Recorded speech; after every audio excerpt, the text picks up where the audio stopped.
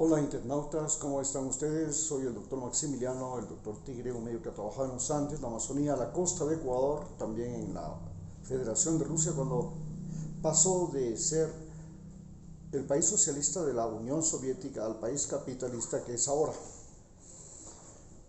Estamos hablando de que hoy día vamos a hablar sobre el tema de la inseguridad que se está viviendo en Ecuador y que no solamente es un problema de Ecuador, sino que además es el germen de olas migratorias como las que salen de Centroamérica, que ahora están tratando de llegar por miles a la frontera sur de los Estados Unidos y que asustan al gobierno norteamericano, al gobierno mexicano, porque son oleadas de miles de seres humanos que copan carreteras y calles. El asunto es cómo llegamos a vernos los ecuatorianos como enemigos de nosotros mismos. ¿Cómo fue posible que los jóvenes de Ecuador, inclusive los niños, se convirtieran en seres humanos peligrosos para su propio pueblo, para su propio país? ¿Cómo fue posible que tuviéramos presidentes discapacitados o semidiscapacitados con una gran ignorancia en su cabeza, con una falta de sensibilidad y una incapacidad de gestión? ¿Cómo fue posible que asambleístas, funcionarios, policías, soldados se convirtieran en individuos que, de acuerdo con nuestras leyes, eran individuos que habían faltado a la ley?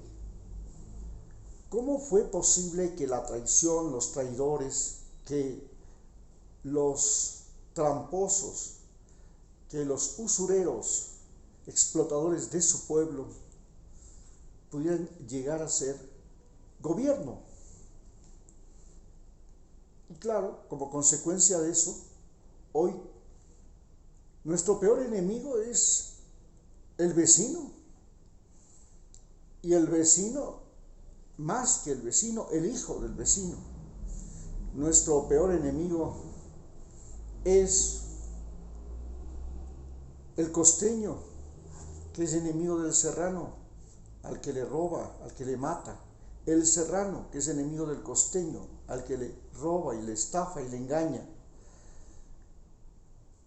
¿Cómo nosotros los ecuatorianos nos convertimos en los peores enemigos de los ecuatorianos, a tal punto que obligamos a nuestros niños, a nuestras familias, a nuestros padres, a nuestros hermanos, a nuestros tíos, a nuestros amigos, a escapar de este país? ¿Cómo llegamos a convertirnos en lo peor para nosotros mismos?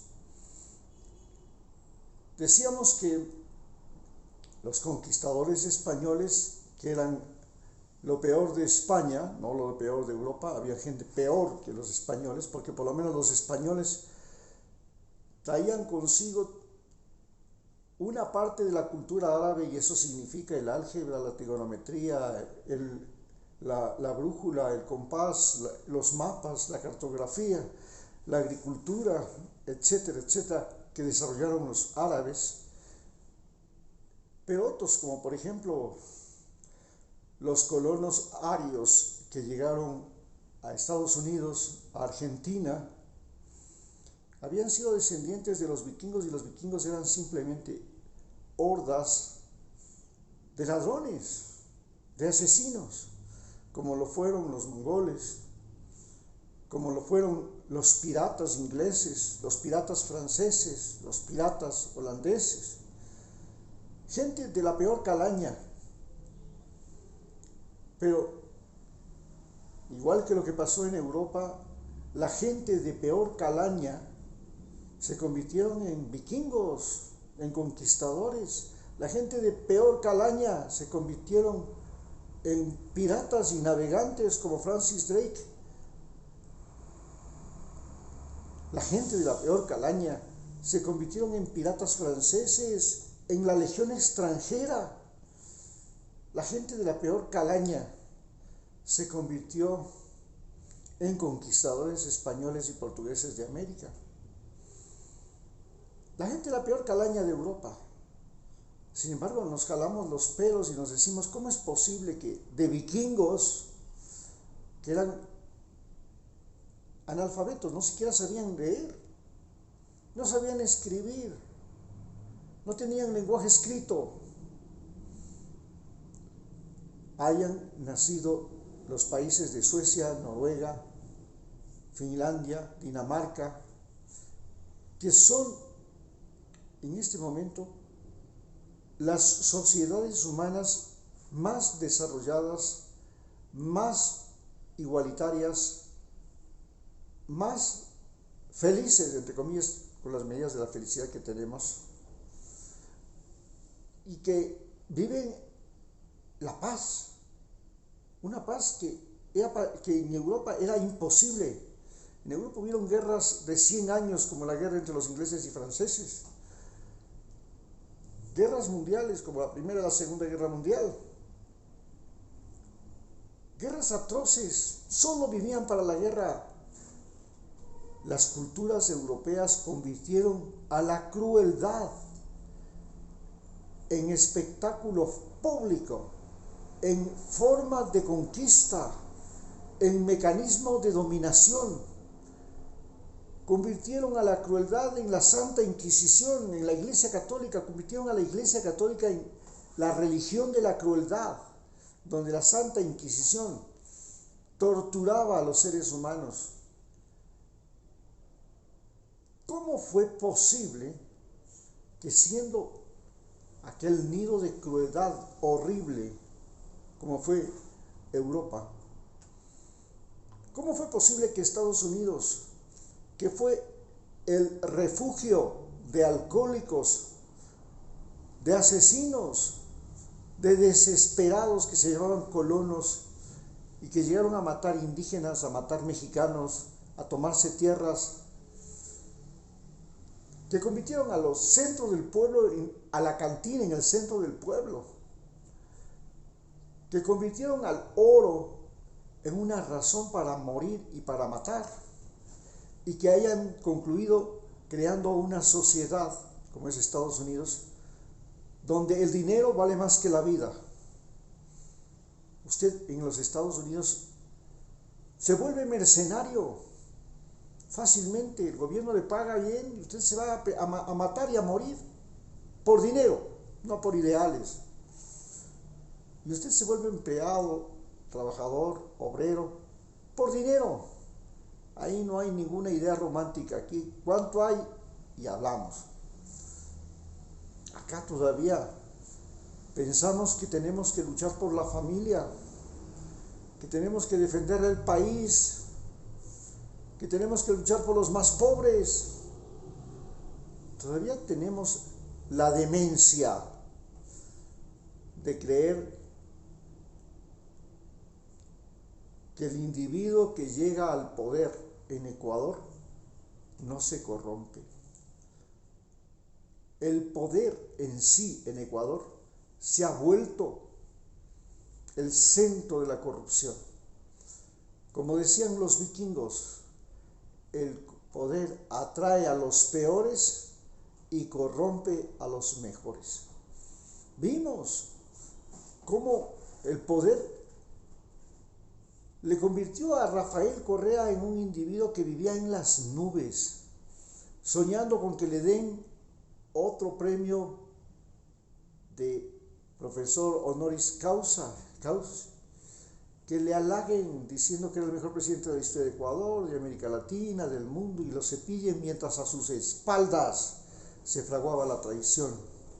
Y él no se daba cuenta, porque no toleraba a nadie más inteligente que él, a nadie más locuaz que él, a nadie que pueda ser un centro de atención que le pueda borrar, quitarle un mínimo de luz.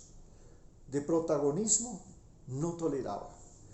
Tenía a los ministros mangoneándolos de aquí para allá, a los altos funcionarios también, a todo el mundo, inclusive a médicos como yo, que trabajábamos para su gobierno en lugares críticos como Esmeraldas, justamente en Cantón Muisne, al frente de Pedernales, en la zona de Chamanga, donde yo era el médico.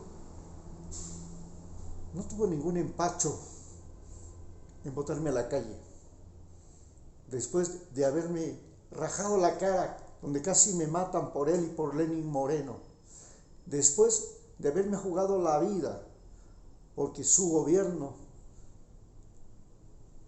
sea reconocido por la población como un gobierno que amparaba a la gente en pleno terremoto. No tuvo ningún empacho en botarme a la calle. ¿Cómo fue eso? ¿Cómo fue posible que una persona supuestamente inteligente, brillante profesor, pudiera ser un individuo que perdió la conciencia, la razón, porque el poder le llenó de vapores el cerebro y no pudo darse cuenta de quiénes eran los traidores a los que estaba llevando al poder, Lenín Moreno y 50 de los asambleístas? Hoy en el gobierno tenemos a un incapaz. Físicamente acaba de salir del hospital. Mentalmente sabemos que no tiene capacidad de gestión, que no conoce a su pueblo, que nunca, hace miles de años, ha cruzado en la calle con un mendigo al que ha tenido que darle un centavito, a un niño que ha tenido que darle 25 centavitos para que pueda comerse el bocadito de pan. ¿Hace cuántos años?